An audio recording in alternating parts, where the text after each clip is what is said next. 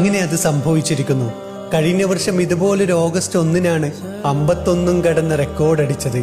ഇപ്പോഴിത് ഈ വർഷവും ഇതേ ദിവസം തന്നെ ആദ്യമായി ചൂടിന്റെ കാഠിന്യം 50-ലെത്തിയിരിക്കുന്നു. ഇന്നുച്ചയ്ക്ക് 2:30 അബുദാബി റീജിയനിലെ അൽഷവാമീക് മേഖലയിലായിരുന്നു 50 ഡിഗ്രി തൊട്ടത്. എന്നാൽ നമ്പറുകൾക്കും അപ്പുറം പ്രവാസികൾ ചൂടിൽ വിയർത്തുകൊണ്ടിരിക്കുകയാണ്. അതിനിടയിൽ നാട്ടിലെ മഴക്കെടുതിയുടെ വാർത്തകളും മരണങ്ങളും പ്രവാസികളെ കൂടുതൽ പ്രയാസത്തിലും ആക്കിക്കൊണ്ടിരിക്കുന്നു.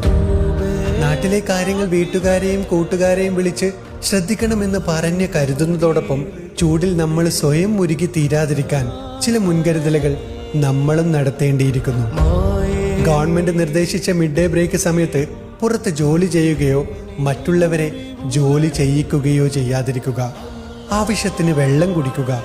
ഉച്ചസമയത്തുള്ള അനാവശ്യ ഓർഡറുകൾ ഒഴിവാക്കി ഡെലിവറി ആളുകളെ ബുദ്ധിമുട്ടി